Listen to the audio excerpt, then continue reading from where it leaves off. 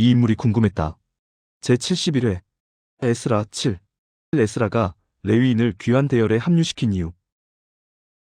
에스라라는 사람에 대해 여러분께 소개해드리는 방식은 기존의 해석과는 아주 다른 방식이라고 할 수 있습니다. 에스라는 하나님의 계획과는 무관하게 에스라 자신의 독자적인 계획에 따라 바사에서 이스라엘로 돌아온 사람이었고, 이스라엘을 위해 돌아온 것이 아니라 바사 왕 아닥사스다의 왕명을 받들어 이스라엘에서 일어나고 있는 문제를 해결하기 위해 돌아온 것이라고 말씀드렸습니다. 또 이스라엘의 문제를 해결하기 위해 하나님의 이름을 이용한 유대교의 기초를 마련한 사람이 바로 에스라였고, 이 유대교가 오랜 세월을 거치면서 그 폐해가 극에 달했을 때 예수님께서 오시는 것이라고 말씀드렸습니다. 그리고 그 증거들을 하나씩 둘씩 확인해드리고 있습니다. 이전 영상에서 아닥사스다 왕의 조서 중에 한 구절인 에스라 7장 25절로 26절을 살펴보았습니다. 이렇게 기록하고 있었습니다.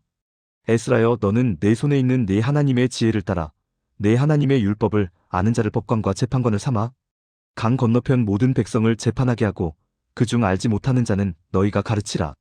무릇 네 하나님의 명령과 왕의 명령을 준행하지 아니하는 자는 속히 그 죄를 정하여 혹 죽이거나 귀양 보내거나 가산을 몰수하거나 옥에 가둘지니라라고 기록하고 있었습니다. 이 내용이 무슨 내용이었습니까? 결국은 하나님의 이름을 팔아 이스라엘의 불안한 상황을 종식하라는 것이었습니다. 이 과정에서 말을 듣지 않는 자가 있으면 하나님의 이름으로 죽여도 되고, 하나님의 이름으로 귀양을 보내도 되고, 하나님의 이름으로 가산을 몰수해도 되고, 하나님의 이름으로 옥에 가두어도 된다는 것이었습니다. 아닥사스다 왕이 이스라엘의 문제를 해결하기 위해 에스라를 파견했다는 증거가 되는 내용이고, 또 에스라가 아닥사스다 왕의 왕명을 받들기 위해 하나님의 이름을 팔아 유대교의 기초를 다지게 되는 증거가 되는 내용이라고 말씀드렸습니다. 오늘 영상에서는 에스라 8장에 기록된 내용을 기초로 해서 에스라의 귀환은 하나님의 계획에는 없던 일, 즉 하나님과는 무관하게 이루어진 일이라는 것에 대해 말씀을 드리려고 합니다. 에스라의 귀환 과정을 다루고 있는 에스라 8장은 모두 5단락으로 이루어져 있는데, 에스라의 귀환이 하나님의 계획에 따른 귀환이 아니라 에스라 독자적으로 계획하고 진행한 일이라는 증거를 아주 풍성하게 제공해주고 있습니다. 우선 에스라 8장 1절로 14절까지 에스라와 함께 돌아온 백성들에 관한 내용부터 살펴보겠습니다. 에스라와 함께 돌아온 백성들의 숫자들을 모두 더해보면 1773명에 이르는 것을 알 수 있습니다. 먼저 여쭈어 보겠습니다. 1773명이라는 이 숫자가 많은 숫자입니까? 적은 숫자입니까? 사람에 따라 생각이 다 다를 것입니다. 많다고 생각하시는 분도 계실 것이고 적다고 생각하실 분도 계실 것입니다.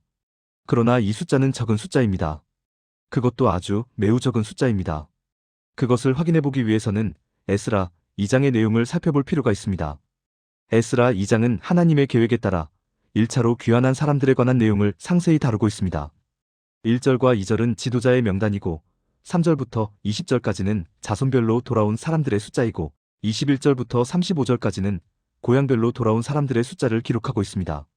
36절부터 39절까지는 돌아온 제사장들의 숫자, 40절부터 54절까지는 레위인과 기타 성전 봉사자들의 숫자, 55절부터 58절까지는 왕궁의 관리 출신 숫자, 59절부터 63절까지는 신분이 명확하지 않은 사람들의 숫자를 기록하고 있습니다. 그리고 64절로 65절에 최종적으로 온 회중의 합계가 42,360명이었고 그 외에 남종과 여종이 7,337명, 노래하는 남녀가 200명이라고 기록하고 있습니다. 그런데 에스라의 계획에 따라 에스라와 함께 2차로 이스라엘로 돌아온 사람들의 숫자가 몇 명이었습니까? 고작 1773명이었습니다. 하나님의 계획에 따라 1차로 돌아온 사람들의 숫자에 비하면 에스라의 계획에 따라 2차로 돌아온 사람들의 숫자는 약 28분의 1 정도에 불과합니다. 정말 초라할 정도로 적은 숫자가 되는 것입니다. 숫자만 그런 것이 아닙니다. 내용상으로도 아주 많은 차이가 있습니다. 1차로 돌아온 사람들 속에는 이스라엘 민족의 거의 모든 부류가 포함되어 있었습니다.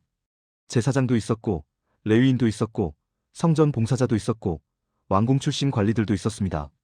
노래하는 사람들도 있었고, 남종과 여종들도 있었습니다. 모든 계층이 총망라되어 있었다고 해도 과언이 아닙니다.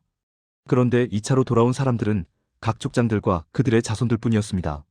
1차로 돌아온 사람들의 명단과 2차로 돌아온 사람들의 명단을 기록하면서 성경이 보여주려는 것이 무엇이겠습니까?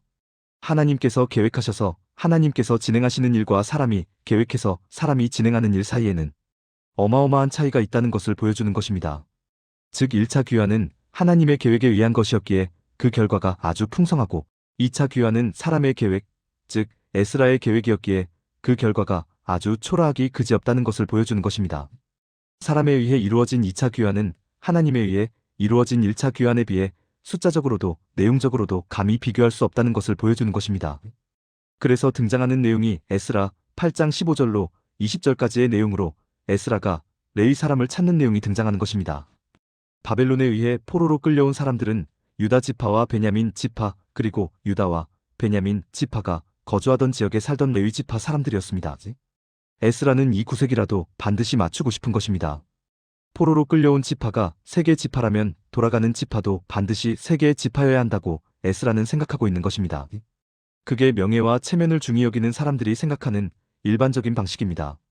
그래서 에스라가 인위적으로 레위 사람을 다만 몇 명이라도 합류시키려고 하는 것입니다. 이와 유사한 예를 한번 들어보겠습니다. 어느 큰 교회의 담임 목사가 다른 큰 교회의 부흥회를 인도하러 가게 되었습니다. 그때 담임 목사 혼자 가는 일이 있습니까? 없습니까? 없습니다. 절대로 담임 목사 혼자 자기가 운전해서 가지 않습니다. 최소한 부목사나 전도사 서너 명을 수행원으로 데리고 갑니다. 사역자만 데리고 가는 게 아닙니다. 장로회 회장, 권사회 회장, 남전도회 회장, 여전도회 회장은 너무나 당연하고 그 회원들을 상당수 데리고 갑니다. 많으면 많을수록 훨씬 더 좋습니다. 또 찬양에 탁월한 중창단이나 성악가 출신의 성도들을 반드시 대동해서 자신이 설교하기 전에 찬양하도록 합니다. 왜 이렇게 합니까? 우리가 이 정도라는 것을 그 교회의 성도들에게 자랑하고 과시하기 위해서입니다. 이게 사람들의 일반적인 방식입니다.